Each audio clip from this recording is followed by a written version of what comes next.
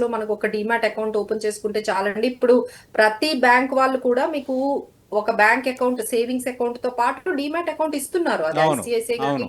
HDFC గాని, SBI, మీరు ఏ bank లో మీరు అకౌంట్ ఓపెన్ చేసుకున్నా వాళ్ళు ఫ్రీగా మీకు డిమాట్ అకౌంట్ ఇచ్చేస్తున్నారు యాజ్ అ అవును. సర్వీస్ గా. హ్మ్. సో ఇట్ ఈస్ నాట్ అంత టఫ్ అయితే కాదు. డిమాట్ అకౌంట్ అనేది మీ బ్యాంక్ వాళ్ళు అడిగినా మీకు ఓపెన్ చేసి ఇచ్చేస్తారు. ఆ ఓకే. తర్వాత ఇప్పుడు అంతా కూడా డిజిటలైజ్ అయిపోయింది కదండి. ఇప్పుడు బ్యాంకింగ్ ట్రాన్సాక్షన్స్ అన్ని మీరు రైట్. బ్యాంక్ కు వెళ్తున్నారా, ఫోన్ లో చేసుకుంటున్నారా, అంతా కూడా మనం ఫోన్ లోనే యాప్ ద్వారా చేసుకుంటున్నాం. సో హ్మ్. టాప్ ఈటీఎఫ్స్ పెట్టుకోవాలి అనుకుంటే మీకు నిపాన్ సిల్వర్ ఈటీఎఫ్స్ ఉన్నాయండి. అంటే సిల్వర్ ఈటీఎఫ్స్ గురించి చెప్తున్నాను. సో హ్మ్.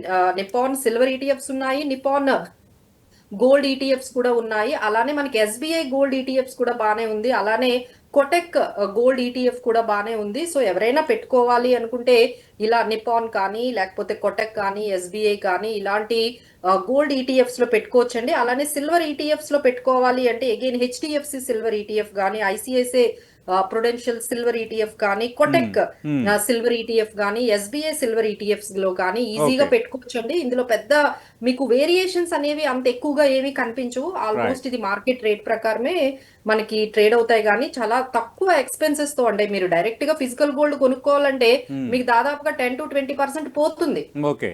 సో ఇందులో మీరు వెళ్తే మీకు ఎక్స్పెండిచర్ అనేది చాలా తక్కువ ఉంటుంది. అంటే హ్మ్. Okay. Carrying the gold with less expenditure అంటే మనకి డిజిటల్ రైట్. గోల్డ్ అని ఖచ్చితంగా చెప్పొచ్చు.